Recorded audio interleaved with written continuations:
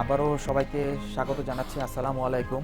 আমরা আজকে waves and লুপসের part 2টা করব। আজকে আমরা দেখব অ্যাবনর্মাল লুপ। তো প্রথম পার্টটা আমরা নর্মাল লুপগুলো দেখেছিলাম। তো অনেকেই আবার এটা মিস করেছেন, আবার কেউ কেউ বলছেন যে দুবার দেখলে ভালো হয়। এটা ঠিক যে এই ওয়েভস এন্ড লুপসগুলো অ্যাকচুয়ালি 1000 টাইমস দেখতে হবে। একবার দুবার দেখে যে খুব ভালো বোঝা যায় তা না। আর দ্বিতীয়ত খুব বেশি ইম্পর্ট্যান্ট সেটা হচ্ছে বেড সাইডে এবং ভেন্টিলেটর পাশে থেকে ডে টু ডে ওয়েভ এবং লুপসগুলো বোঝার চেষ্টা করা। আজকে আমরা এই জন্য গতকালের টুকু একটু রিক্যাপিচুলেট করব, সাথে আমরা অ্যাবনর্মাল ওয়েভগুলো দেখব। একদম 100% আমি হয়তো বা কভার করতে পারবো না, বাকিগুলো আমরা এর আগে অ্যাসিনক্রোনিক ইন মেকানিক্যাল ভেন্টিলেশন যেই লেকচারগুলো নিয়েছিলাম সেখানে আমরা কিছু আলোচনা করেছি। যাই হোক, আমরা প্রয়োজনে সেগুলো আবার বারবার আলোচনা করব। বাট এই ওয়েভস এন্ড লুপস দেখে পেশেন্টের ভেন্টিলেশন সম্পর্কে অনেক ভালো আইডিয়া পাওয়া যায়। আপনারা যখন এই জিনিসগুলো বুঝতে পারবেন তখন দেখবেন আপনারা আরও ভালো ভেন্টিলেশন প্রোভাইড করতে পারছেন। এইটা আমি একটু বলে যাই, এটা আমরা প্রতিটা ভেন্টিলেটরের প্রতিটা লেকচারে আমি এই স্লাইডটা দেওয়ার চেষ্টা করি, যে 4টা ডিটারমিনেন্টস অফ মেকানিক্যাল ভেন্টিলেটরের ভেন্টিলেশন ব্রেথের বোঝার জন্য, যে trigger, flow, limit, cycle. Trigger হচ্ছে ইনিশিয়েশন অফ ব্রেথ, শ্বাসটা কিভাবে শুরু করবে, ভেন্টিলেটর কখন শ্বাস দিবে। যদি ভেন্টিলেটর নির্দিষ্ট সময় পর পর শ্বাস দেয় সেটা হচ্ছে টাইম ট্রিগার। আর যদি পেশেন্ট শ্বাস নেয় এবং সেই শ্বাসের সাথে ভেন্টিলেটর যদি সিনক্রোনাইজ করে শ্বাসটা দেয় তাহলে সেটা হচ্ছিল পেশেন্ট ট্রিগার। তো টাইম ট্রিগার, পেশেন্ট ট্রিগার, নির্দিষ্ট সময় পরপর টাইম, আর যদি পেশেন্টের সাথে মিলিয়ে দেয় তাহলে সেটা পেশেন্ট ট্রিগার। এখন পেশেন্ট ট্রিগার আবার ফ্লো ট্রিগার, প্রেসার ট্রিগার এবং ইলেকট্রিক্যাল অ্যাক্টিভিটি অফ ডায়াফ্রাম বিভিন্ন ধরনের আছে, আমরা এর ডিটেলে যাচ্ছি না। এরপর হচ্ছে আমাদের ফ্লো। ফ্লো হচ্ছে আমরা যে ভেন্টিলেটর গ্যাস দিয়ে লাংটাকে এক্সপ্যান্ড করছে, এই গ্যাসটুকু সে কিভাবে দিবে। যে লাংটাকে যে এক্সপ্যান্ড করবে এটা কি কনস্ট্যান্ট ফ্লো দিয়ে এক্সপ্যান্ড করবে, নাকি যে পুরোটা ইন্সপিরেশনের সময় জুড়ে একই ফ্লো, অথবা ফ্লো শুরুতে বেশি থাকবে তারপর আস্তে আস্তে ফ্লো কমতে থাকবে। তো সাধারণত যখন মেকানিক্যাল ভেন্টিলেটরে ভলিউম লিমিট ভেন্টিলেশনে কনস্ট্যান্ট ফ্লো এবং প্রেসার লিমিট ভেন্টিলেশনে ডিসেলারেটিং ফ্লো দিয়ে লাং এক্সপ্যান্ড করে, এটাতে আমরা পরে আসছি। এরপর হচ্ছে লিমিট। লিমিট মানে হচ্ছিল অ্যাকচুয়ালি সত্যি কথা বলতে সাইজ অফ দ্য ব্রেথ, যে যেই ইন্সপিরেশনটা দেয়া হচ্ছে এই ইন্সপিরেশনের সাইজ কত হবে, কতটুকু বাতাস লাঙে ঢুকবে, এটা কি একটা নির্দিষ্ট পরিমাণে বাতাসে ভলিউমে লাংটা এক্সপ্যান্ড হবে নাকি নির্দিষ্ট প্রেসারে লাংটাকে এক্সপ্যান্ড হবে। এটা লিমিট, এটা popularly known as control, volume control বা প্রেসার কন্ট্রোল। এবং সবার শেষে হচ্ছে টার্মিনেশন অফ ব্রেথ, যেটাকে বলা হচ্ছে সাইকেল, যে শ্বাসটা কখন, ইন্সপিরেশনটা কখন শেষ হবে।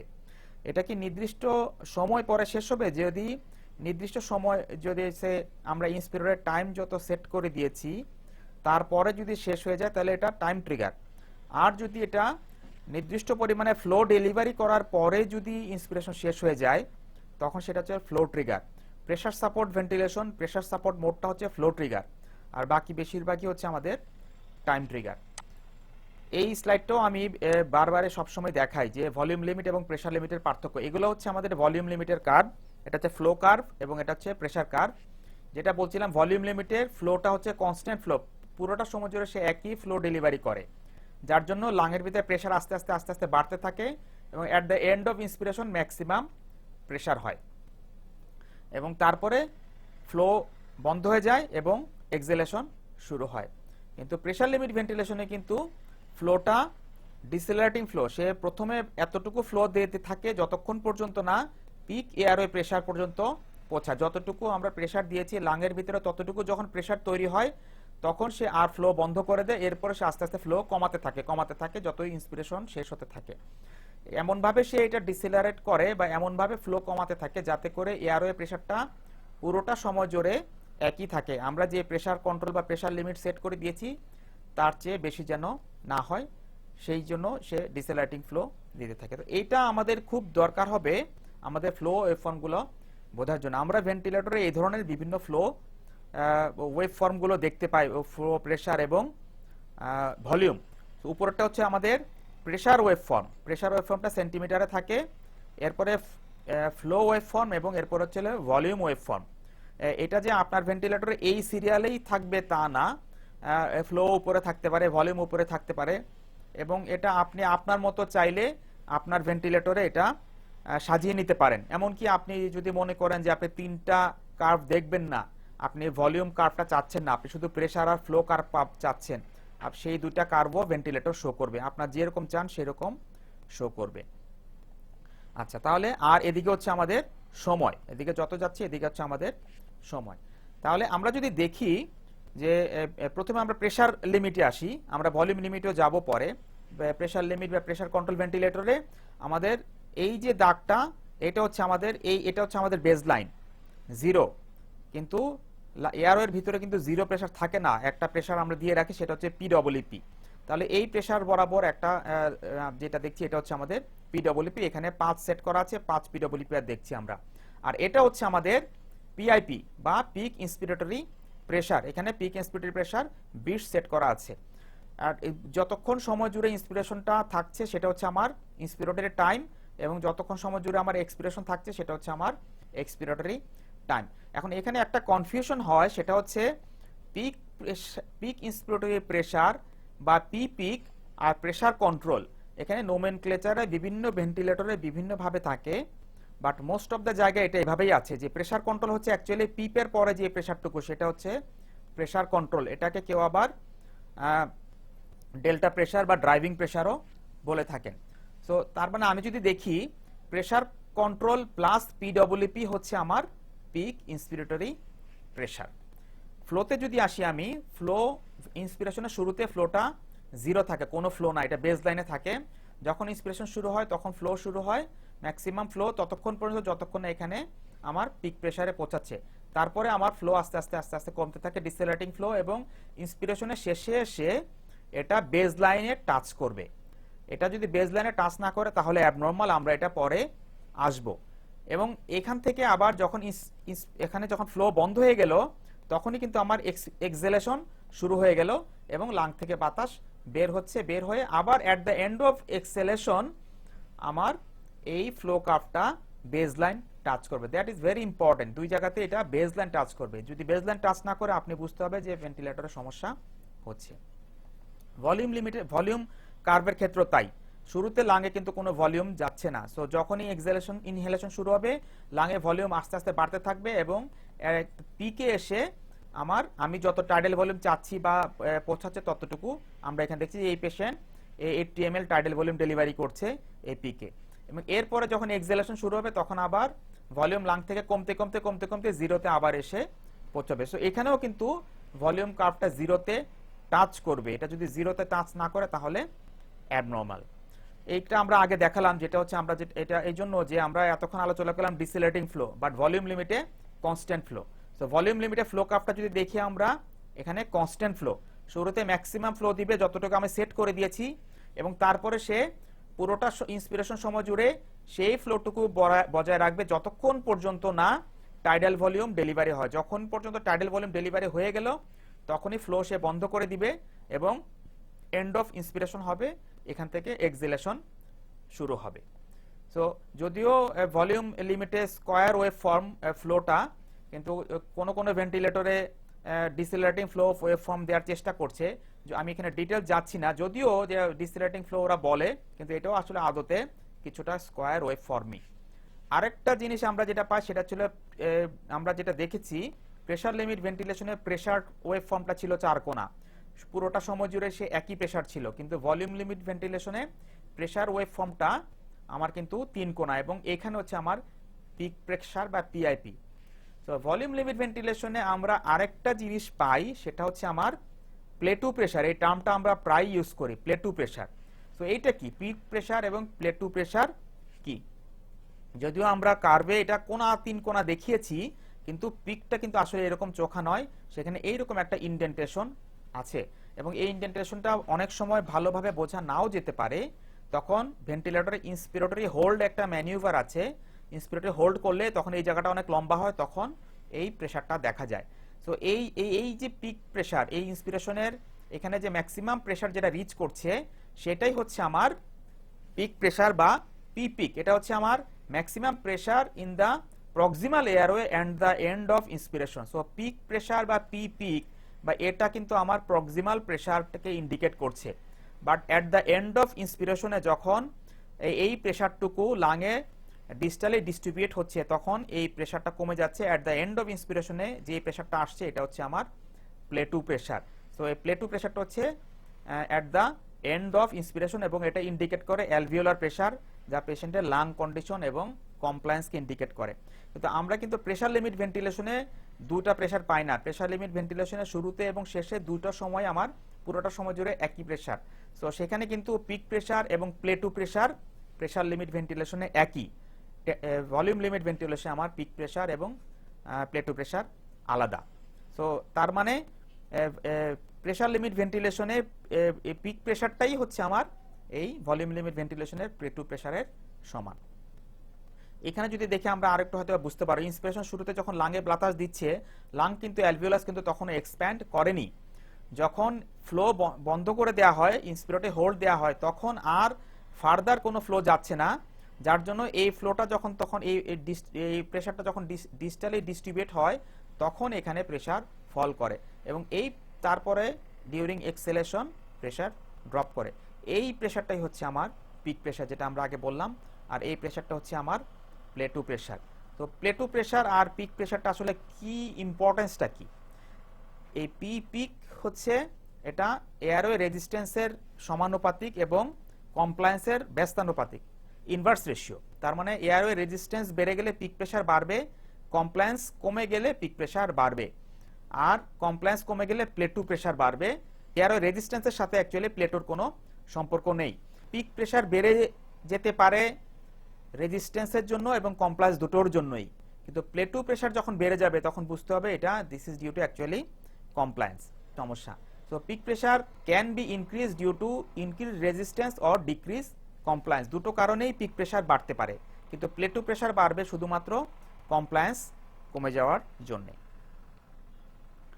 যদি পেশেন্টের পিক প্রেসার বাড়ে কিন্তু পি প্ল্যাট নর্মাল থাকে, তাহলে বুঝতে হবে তার প্রক্সিমাল এয়ারওয়েতে সমস্যা, তার ডিস্টাল এয়ারওয়ে বা লাং কমপ্লায়েন্স ভালো আছে, প্যারেন্টকাইমা লাং প্যারেন্টকাইমা তার ভালো আছে।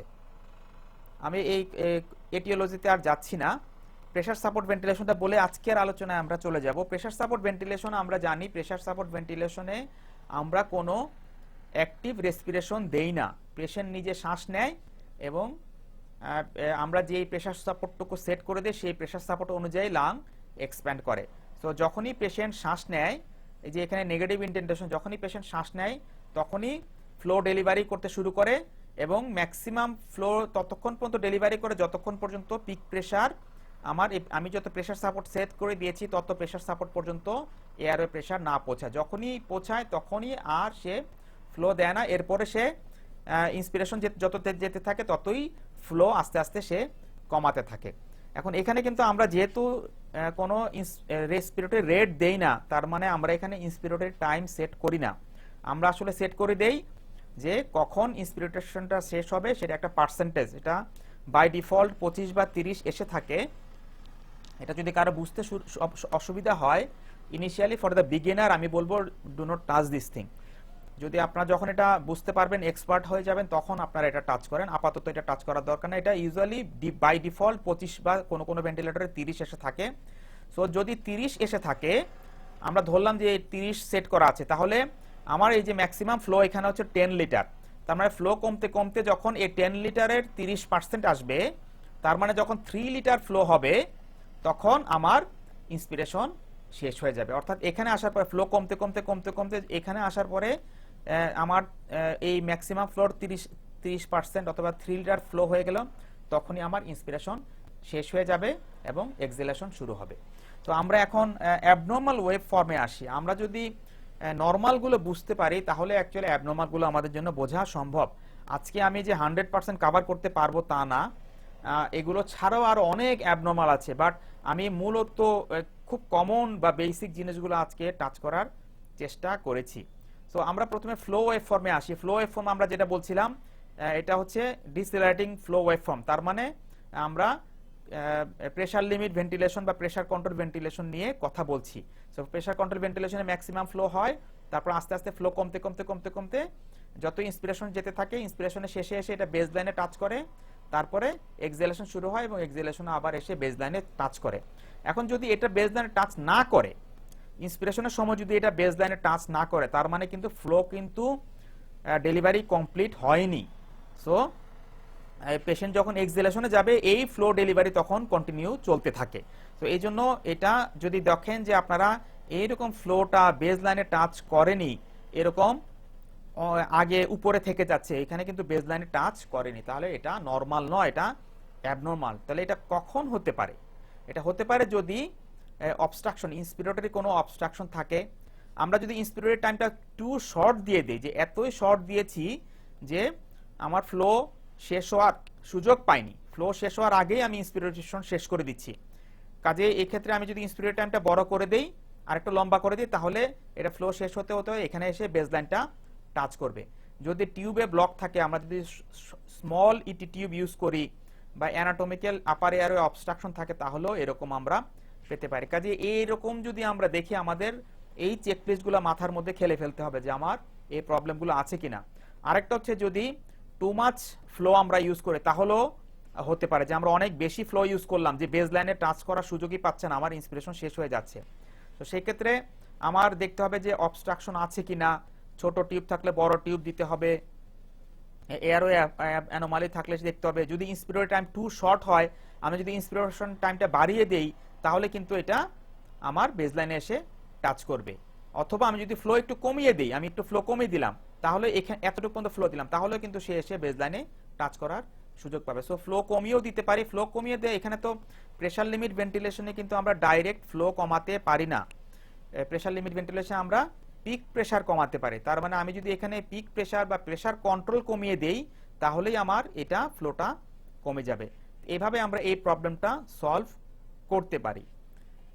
আরেকটা প্রবলেম দেখি আমরা, সেটা হচ্ছে যে এখানে বেসলাইন টাচ করেছে, কিন্তু টাচ করার পর অনেকক্ষণ সময় জুড়ে সে বেসলাইন টাচ করে আছে। তো এই অংশটুকু জুড়ে কিন্তু কোনো ফ্লো যাচ্ছে না, তাহলে এটা আবার আমার অনেক বেশি আননেসেসারি লম্বা ইন্সপিরেশন টাইম হচ্ছে, অথবা আমি ফ্লো অনেক কম দিচ্ছি, এটা দেখতে হবে। যদি মনে হয় যে ফ্লো কম হচ্ছে, তাহলে আমার ফ্লো বাড়াতে হবে, অর্থাৎ প্রেসার কন্ট্রোল বা পিক প্রেসার আমাকে বাড়াতে হবে, অথবা আমাকে ইন্সপিরেশন টাইমটা শর্ট করে দিতে হবে। আমি যদি ইন্সপিরেশন টাইমটা শর্ট করে দেই, এখান থেকে এসে এখানে এসে শেষ হয়েছে, আমি যদি ইন্সপিরেশন টাইম শর্ট করে দিই, তাহলে এখান থেকে শেষ হয়ে আমার সুন্দর করে কার্ভটা নর্মাল কার্ভের মতো হয়ে যাবে। আরেকটা হচ্ছে, এটা আমরা দেখলাম যে ইন্সপিরেটরি কার্ভ অংশটুকু সমস্যা। আমার যদি এক্সপিরেটরি অংশটুকু যদি বেসলাইনে টাচ না করে, আমরা যেটা বলছিলাম যে আমার এক্সপিরেটরি অংশটুকুও বেসলাইনে টাচ করবে, ফ্লো এখান থেকে ম্যাক্সিমাম থেকে এখানে এসে জিরো ফ্লো হয়ে যাবে। কিন্তু আমার যদি ফ্লো যদি বেসলাইনে টাচ না করে, এক্সহেলেশন ফেজে এসে যদি আমার এখানে যদি বেসলাইনে টাচ না করে, তার মানে কিন্তু আমার লাং থেকে যেটুকু ফ্লো বের হওয়ার কথা ছিল সেটুকু ফ্লো বের হয়নি, লাঙে কিন্তু ফ্লো রয়ে গিয়েছে। সেই ফ্লো থাকা অবস্থায় আমি আবার নতুন একটা ইন্সপিরেশন শুরু করে দিচ্ছি, তাহলে কিন্তু লাঙে এয়ার ট্র্যাপিং হবে, এবং লাঙে আমি যত পিপ দিয়েছি তার চেয়ে আরো বেশি পিপ তৈরি হবে, যেটাকে অটো পিপ বলা হয়। তাহলে এই এক্সহেলেশন ফেজেও যদি এটা বেসলাইনে টাচ না করে, তাহলে এখানে এয়ার ট্র্যাপিং হবে, এবং এটাকে বলা হচ্ছে অটো পিপ। তাহলে এটাও আমাদের খেয়াল করতে হবে যে এখানে টাচ করছে কিনা। যদি এটা নরমালি বোঝা না যায়, তাহলে ভেন্টিলেটরে এক্সপিরেটরি হোল্ড একটা অপশন আছে, সেই এক্সপিরেটরি হোল্ড দিয়েও এটা বোঝা সম্ভব যে এটা বেসলাইনে টাচ করছে কিনা। তাহলে এটা কেন হতে পারে, যেটা বললাম যে যদি এক্সপিরেটরি অবস্ট্রাকশন থাকে, এমন সিক্রেশন আছে যেটা ইন্সপিরেশনের সময় সমস্যা করছে না কিন্তু এক্সপিরেশনের সময় সমস্যা করছে, কিংবা টু শর্ট এক্সপিরেটরি ফেজ, আমার এক্সপিরেটরি ফেজটা এত ছোট যে এক্সপিরেশন শেষ হওয়ার আগেই আমার ইন্সপিরেশন শুরু হয়ে যাচ্ছে। কাজে আমার এক্সপিরেটরি ফেজটা যদি আমি একটু লম্বা করে দেই, তাহলে এক্সপিরেটরি ফেজ বাড়িয়ে দিলে এটা এসে বেসলাইনে টাচ করবে। এবং এইটা আরো বেশি হয় হচ্ছে আমার রিঅ্যাক্টিভ এয়ারওয়ে ডিজিজ, যাদের ব্রঙ্কিয়াল অ্যাজমা বা ব্রঙ্কোস্পাজম যদি থাকে তাদের ক্ষেত্রে এটা স্পেশালি বেশি খেয়াল করতে হবে যে যেন অবশ্যই এক্সপিরেটরি ফেজটা অনেক লম্বা থাকে। অনেক বেশি স্মল ইটি টিউব এবং অ্যানাটমিক্যাল অবস্ট্রাকশন থাকলেও এরকম হতে পারে। তাহলে সেক্ষেত্রে আমরা কি করব, যেটা বললাম, আমি এক্সপিরেটরি ফ্লোটা আমি এক্সপিরেটরি টাইমটা আমি বাড়িয়ে দিব। আমি এক্সপিরেটরি টাইমটা আমাকে এতটাই বাড়াতে হবে যাতে করে এটা এসে বেজলাইনে টাচ করে। কোনোভাবেই এই অটোপিপ অ্যালাউ করা যাবে না, এবং অটোপিপ অ্যালাউ করলে কিন্তু লাং ডিস্টেন্ডেড হতে থাকবে এবং নিউমোথরাক্স ব্যারোট্রমা হওয়ার চান্স আরো বেড়ে যাবে। এবার আসি আমরা যে চারটা ফ্লো আমরা দেখছিলাম, এই ফ্লো গুলোতে আমরা কি দেখব, যে কিভাবে আরো কি কি অ্যাবনর্মালিটি আমরা এখানে বুঝতে পারবো। তো আমরা যেটা দেখছিলাম যে এক্সেলেশন কার্ভটা সুন্দর কার্ভ, এগুলো সবগুলো স্মুথ কার্ভ হবে। যদি এরকম স্মুথ কার্ভ না হয়, এরকম ইকরি বিক্রি হয়, তাহলে ইকরি বিক্রি হলেও কিন্তু এটা অ্যাবনর্মাল, এটা নর্মাল নয়। এখন এই কেন হতে পারে এরকম ইকরি বিক্রি? যদি সিক্রেশন থাকে, তার মানে আপনি দেখছেন এরকম ইকরি বিক্রি, আপনাকে তখন চিন্তা করতে হবে সিক্রেশন আছে কিনা। অ্যানাটমিক্যাল অবস্ট্রাকশন থাকলে হতে পারে, ভেন্টিলেটর ম্যালফরমেশন থাকলে হতে পারে। আর সবচেয়ে কমন আসলে দুটো হয়, সেটা হচ্ছে সিক্রেশন থাকলে, আর একটা যদি সার্কিটে যদি পানি থাকে, যদি হিউমিডিফিকেশন মেকানিজম ঠিকমতো কাজ না করে, তাহলে সার্কিটে পানি থাকতে পারে, তখনও এরকম আপনারা ইকরি বিক্রি দেখতে পারেন। তো সেক্ষেত্রে দূর থেকে দেখলে আপনি বুঝবেন যে আইদার সার্কিটে পানি আছে অথবা পেশেন্টের সিক্রেশন আছে, সাকশন লাগবে। আচ্ছা, এরপরে দেখি আমরা যে যদি লিক থাকে, সার্কিটে যদি লিক থাকে তাহলে কি হবে। সার্কিটে যদি লিক থাকে তাহলে ফ্লো কার্ভেও বোঝা যাবে এবং ভলিউম কার্ভেও বোঝা যাবে। ভলিউম কার্ভে আমরা যখন ইন্সপিরেশনের সময় টাইডাল ভলিউম এখানে এসে ম্যাক্সিমাম টাইডাল ভলিউম সে অ্যাচিভ করছে, তারপরে এই ফ্লোটুকু বের হয়ে এটা জিরোতে চলে যাবে, অর্থাৎ লাঙে কোনো বাতাস আর নেই, আপনি যতটুকু দিয়েছিলাম ততটুকুই বের হয়ে এসেছে। কিন্তু এটা যদি এই বেজ লাইনে টাচ না করে, আমরা যেটুকু দিলাম যতটুকু, কিন্তু লাং থেকে কিন্তু ততটুকু বের হয়নি, তাই না? এখানে কিন্তু ততটুকু বের হয়নি, আমি দিয়েছিলাম 80, কিন্তু এখানে বের হতে গিয়ে এখানে এসে শেষ হয়ে গেছে, তার মানে বের হয়েছে কিন্তু 70। তাহলে এই 10 কোথায় গেল? 10 বা 5 বা 10 সেটুকু কোথায় গেল? এটা নিশ্চয়ই কোনো না কোনো ভাবে লস হয়েছে। তাহলে এটা হয় লাংয়ের ভিতরে থেকে গিয়েছে অথবা লিক দিয়ে বের হয়ে গিয়েছে। তো আপনি যদি দেখেন যে ভলিউম কার্ভটা এরকম উঠে এখানে এসে বেজ লাইনে টাচ করছে না, তখন বুঝতে হবে যে এটা লিক হচ্ছে। যে আমি দেখলাম, যেটা বলছিলাম, যে এখানে 80 আমি দিয়েছি, সো 80 বের হয়েই জিরোতে টাচ করার কথা, যেহেতু 80 সে এখানে এসে 5 বা 7 এসে এখানে শেষ হয়, তার মানে সে 5 বা 7 ml টাইডাল ভলিউম সে লস করছে, সো বাতাস লস করছে, সো এটা লিক হয়ে বেরিয়ে যাচ্ছে। অথবা অটোপিপ হলেও কিন্তু এরকম হতে পারে। অটোপিপ হলে আমি 80 দিয়েছিলাম, 80 ফেরত আসেনি, 5 বা 10 লাঙের ভিতরে রয়ে গিয়েছে, এয়ার ট্র্যাপিং হয়েছে, বাকিটুকু বের হয়ে এসেছে। তাহলে আমরা কিভাবে বুঝবো যে দুটোর মধ্যে, যে এয়ার ট্র্যাপিং এর জন্য এরকম হলো নাকি লিকের জন্য হলো? দুটো ভাবে বোঝা যায়। একটা হচ্ছে যে ভেন্টিলেটরে কিন্তু এয়ার লিক অ্যালার্মি দেয়, কত পার্সেন্ট লিক হচ্ছে, 5%, 10% লিক কিন্তু ভেন্টিলেটর সই করে। তো সেখান দেখে আমরা বুঝতে পারবো। আরেকটা বুঝতে পারবো ছিল এই ফ্লো কার্ভ দেখে। ফ্লো কার্ভটা আমরা ম্যাক্সিমাম ফ্লো এখানে ছিল, এখান থেকে আস্তে আস্তে ফ্লোটা ডেলিভারি হবে। এখন যদি যেটুকু ফ্লো আমরা দিয়েছিলাম তার 5%, 10% বা 20% যদি লিক হয়ে যায়, তাহলে কিন্তু সে কিছু বাতাস অন্য জায়গায় লস করেছে, সেক্ষেত্রে এটা খুব দ্রুত চলে যায়, এটা খুব দ্রুত বেজ লাইনে টাচ করে ফেলে। এটা যখন স্লোলি টাচ করেছে তা না, খুব দ্রুত বেজ লাইনে টাচ করে। যদি এটা খুব দ্রুত বেজ লাইনে টাচ করে ফেলে, তাহলে বুঝতে হবে যে আমার এয়ার লিক হচ্ছে, বা সার্কিটে বা অন্য কোথাও ইটি টিউবের পাশ দিয়ে কোথাও না কোথাও লিক হচ্ছে। আর যদি আমার এয়ার ট্র্যাপিং বা অটোপিপ হয়, সেটা আমরা বলেছি যে সে উল্টাটা হবে, সে তখন বেজ লাইনে টাচই করবে না। যদি লিক হয় তাড়াতাড়ি টাচ করে ফেলবে, আর যদি অটোপিপ তৈরি হয় তাহলে বেজ লাইনে টাচ করবেই না। ইনএফেক্টিভ ট্রিগার, এটা যদিও আমরা আমাদের ভেন্টিলেটর অ্যাসিনক্রোনি ডিসিনক্রোনি লেকচারগুলোতে আমরা দেখেছিলাম যে এরকম যে নেগেটিভ ইন্ডেন্টেশন তৈরি হচ্ছে প্রেসার ওয়েভ ফর্মে, তারপরে একটা শ্বাস তৈরি হয়েছে, এখানে একটা শ্বাস তৈরি হয়েছে, কিন্তু এখানেও কিন্তু নেগেটিভ ইন্ডেন্টেশন তৈরি হয়েছে, কিন্তু এখানে কোনো অ্যাক্টিভ কোনো শ্বাস দেখা যাচ্ছে না, ভেন্টিলেটর কোনো শ্বাস ডেলিভারি করেনি। তো এখানে একটা ভেন্টিলেটর একটা শ্বাস ডেলিভারি করা উচিত ছিল। সো এইরকম দেখেও কিন্তু আমরা বুঝতে পারবো যে নেগেটিভ ইন্ডেন্টেশন দেখে যে পেশেন্টের আসলে ডিসিনক্রনি বা অ্যাসিনক্রনি হচ্ছে। ভলিউম লিমিট এবং প্রেসার লিমিটে আরেকটা জিনিস আমরা বুঝতে পারি, সেটা হচ্ছে যে আমরা যেটুকু ভেন্টিলেশন দিচ্ছি, ফ্লো দিচ্ছি বা প্রেসার দিচ্ছি, সেটা পেশেন্টের জন্য ইনঅ্যাডিকুয়েট কিনা। তো ইনঅ্যাডিকুয়েট যদি হয় সেটাকে বলা হয়েছিল ফ্লো স্টারভেশন। এখন ফ্লো স্টারভেশন দুভাবে বোঝা যায়, একটা হচ্ছে যে প্রেসার লিমিট ভেন্টিলেশনে এবং আরেকটা হচ্ছে ভলিউম লিমিট ভেন্টিলেশনে। আমরা এখন ভলিউম লিমিট নিয়ে শুরুতে কথা বলছি। ভলিউম লিমিট ভেন্টিলেশন আমরা যেটা বলছিলাম যে প্রেসার ওয়েভ ফর্মটা এরকম ট্রায়াঙ্গুলার হয় আর ফ্লোটা ফিক্স থাকে পুরো সময় জুড়ে। তো যদি ভলিউম লিমিট ভেন্টিলেশনে ফ্লো স্টারভেশন হয়, ইনঅ্যাডিকুয়েট ফ্লো হয়, বা আমরা যা দিচ্ছি তার চেয়ে পেশেন্টের ডিমান্ড যদি অনেক বেশি হয়, তাহলে ফ্লো ওয়েভ ফর্মগুলো এরকম প্রেসার কার্ভটা এরকম ডিস্টর্টেড হয়ে যায় এবং প্রেসার কার্ভটাতে এরকম একটা স্কুপিং এর মতো দেখা যায়, একটা নেগেটিভ ইন্টেন্টেশন। তো পেশেন্ট ইন্সপিরেশন যখন শুরু হয়েছে তখন পেশেন্ট এত জোরে শ্বাস নেয় যে এরকম কার্ভ তৈরি না হয়ে উল্টা আরো নেগেটিভে চলে যায়, তারপরে আস্তে করে পজিটিভ হয়। তো এরকম যদি স্কুপিং দেখা যায় তাহলে বুঝতে হবে যে ভলিউম লিমিট ভেন্টিলেশনে যদি এরকম প্রেসার কার্ভে স্কুপিং দেখা যায়, পেশেন্টের ইনঅ্যাডিকুয়েট ফ্লো হচ্ছে।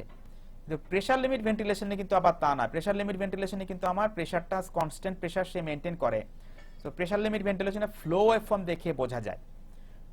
প্রেসার লিমিট ভেন্টিলেশনে ফ্লো ওয়েভ ফর্মটুকুতে এরকম ইন্ডেন্টেশন দেখা যায়। পেশেন্ট যখন জোরে শ্বাস নিতে থাকে তখন এয়ারওয়ে ফ্লো তখন ডিস্টর্টেড হয় এবং তখন ফ্লো ওয়েভ ফর্মের মধ্যে এরকম এরকম সুইং দেখা যায়। তো এইভাবে বোঝা যেতে পারে যে পেশেন্টকে আমরা যেটুকু প্রেসার দিচ্ছি, প্রেসার লিমিট দিচ্ছি, বা যেটুকু প্রেসার লিমিট দিয়ে লাং এক্সপ্যান্ড করছি, সেটুকু আসলে তার জন্য যথেষ্ট নয়, আমার প্রেসার লিমিট বাড়াতে হবে। আর আপনি যদি মনে করেন যে না, আপনি পেশেন্টকে যথেষ্ট প্রেসার লিমিট দিয়েই রেখেছেন, বা আপনি যথেষ্ট পরিমাণ ভলিউম লিমিট ভেন্টিলেশনে যথেষ্ট পরিমাণ টাইডাল ভলিউম বা ফ্লো দিয়েই রেখেছেন, তারপরেও পেশেন্টের এরকম হচ্ছে, তাহলে বুঝতে হবে পেশেন্টের আসলে অ্যাবনর্মাল রেসপিরেটরি ড্রাইভ। সেক্ষেত্রে আপনার ওই অ্যাবনর্মাল রেসপিরেটরি ড্রাইভটুকে সাপ্রেস করে দিতে হবে, পেশেন্টকে অ্যাডুকেট সিডেট করতে হবে, প্রয়োজনে মাসেল রিল্যাক্সেশন দিতে হতে পারে। তাহলে ভলিউম লিমিট ভেন্টিলেশনে আমরা বুঝবো, যদি আমরা কম্পেয়ার করি, ভলিউম লিমিট ভেন্টিলেশনে আমরা প্রেসার ওয়েভ ফর্মে এরকম অ্যাবনর্মালিটি দেখতে পারবো, এরকম স্কুপিং দেখতে পারবো, সুন্দর ট্রায়াঙ্গুলার থাকার কথা ছিল সেরকম ট্রায়াঙ্গুলার হবে না। আর প্রেসার লিমিট ভেন্টিলেশনে আমরা ফ্লো ওয়েভ ফর্ম যেরকম decelerating smooth flow wave form থাকার কথা ছিল, সেই জায়গায় এরকম অ্যাবনর্মাল দেখা যাবে। এরপরে এটাই আমাদের লাস্ট স্লাইড। এরপরে আমরা পি প্ল্যাট এবং পি পিক নিয়ে একটু কথা বলে যাই। যদিও এটা অ্যাকচুয়ালি সত্যি কথা বলতে আমরা পেডিয়াট্রিশিয়ানরা যেহেতু প্রেসার লিমিট ভেন্টিলেশন বেশি ইউজ করি, ভলিউম লিমিট অলমোস্ট করি না বলতে গেলে, তো এটা অ্যাকচুয়ালি অ্যাডাল্ট আইসিইউতে যারা কাজ করে কিংবা যারা পেডিয়াট্রিক আইসিইউতে ভলিউম লিমিট দেন তাদের জন্য এটা বেশি ইম্পর্টেন্ট। যারা প্রেসার লিমিট ভেন্টিলেট করেন তাদের এটা আপনারা চাইলে এটা ফলো নাও করতে পারেন। সো নরমালি আমি যেটা বলছিলাম, নরমালি এটা পিক প্রেসার, তারপরে একটা এরকম একটা ইন্ডেন্টেশন থাকে, প্লেট থাকে। কিন্তু যদি আমার এখানে যেটা বলছিলাম যে উপরেরটা আমার ইন্ডিকেট করে পি পিক আর এটা ইন্ডিকেট করে পি প্ল্যাট। পি পিকটা ইন্ডিকেট করে প্রক্সিমাল এয়ারওয়ে প্রেসার বা এয়ারওয়ে রেজিস্ট্যান্ট, আর পি প্ল্যাট ইন্ডিকেট করে আমার অ্যালভিওলার প্রেসার বা লাং কমপ্লায়েন্স। আমার যদি পি প্ল্যাটটা ঠিকই থাকে, যে এই এখানে পি প্ল্যাট 20 ছিল, এখানেও পি প্ল্যাট 20ই আছে, কিন্তু আমার এখানে পি পিক ছিল 25, এখানে আমার পি পিক হয়ে গেল 30। সো পি পিক আমার অনেক বেশি হয়ে গেছে, তার মানে এই ডিস্টেন্সটা যদি আমার অনেক বেশি হয়ে যায় তার মানে আমার কিন্তু পি পিক বেড়ে গিয়েছে। সেক্ষেত্রে এটা ইন্ডিকেট করছে আমার ইনক্রিজড এয়ারওয়ে রেজিস্ট্যান্স। আবার যদি আমার পি প্ল্যাট বেড়ে যায়, পি প্ল্যাট যদি বেড়ে যায়, সে আমার পি প্ল্যাট এখানে ছিল 20, এখানে কিন্তু আমার পি প্ল্যাট 25 হয়ে গিয়েছে। সো 25 হয়ে গিয়েছে, আর এখানে পি পিকও আমার বেড়ে গিয়েছে। কাজে এখানে আমার এয়ারওয়ে রেজিস্ট্যান্স এবং কমপ্লায়েন্স দুটোই আমার বেড়ে গিয়েছে। এটা আমি যদিও দেখিয়েছি, বাট ইউজুয়ালি এরকম যে খুব হয় তা না। আমি এখানে দেখিয়েছি যে পি পিক ঠিকই আছে, কিন্তু পি প্ল্যাট বেড়ে গিয়েছে। অ্যাকচুয়ালি এটা থিওরিটিক্যালি, প্র্যাকটিক্যালি এরকম খুব রেয়ারই হয়। যখন পি প্ল্যাট বেড়ে যায়, কমপ্লায়েন্স খারাপ হয়ে যায়, তখন অ্যাকচুয়ালি পিক প্রেশারও বেড়ে যায়। তো শুধুমাত্র পি প্ল্যাট বেড়ে যাওয়া বা লাং কমপ্লায়েন্স খারাপ হয়ে গিয়ে এরকম হয় না। যখন লাং কমপ্লায়েন্স খারাপ হয়ে যায় তখন পি পিকও প্র্যাকটিক্যালি আসলে তখন পি পিকও বেড়ে যায়। সো এইগুলো দেখে কিন্তু বোঝা সম্ভব যে আপনার একরকম ছিল, নর্মাল ছিল, পি প্ল্যাট বেড়ে গেল না পি পিক বেড়ে গেল নাকি দুটোই বেড়ে গেল, এটা দেখে বোঝা সম্ভব যে পেশেন্টের লাং খারাপ হয়ে গেল কিনা।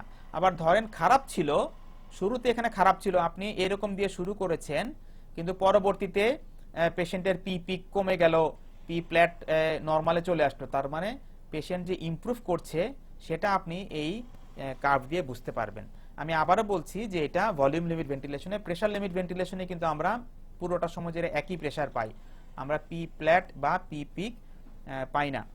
ইনশাল্লাহ যদি কোনো সমস্যা না থাকে আমরা 2রা সেপ্টেম্বর থার্ড পার্ট এবং ফাইনাল পার্টটা আমরা আলোচনা করব। সেখানে আমরা লুপসগুলো নিয়ে আলোচনা করব, 2 ধরনের লুপস আছে, সেই লুপসগুলো নিয়ে আলোচনা করব। Thank you all. If you find this video beneficial, please give a thumbs up, and if you haven't done earlier, to get notification of next video, subscribe the channel and click on the bell icon.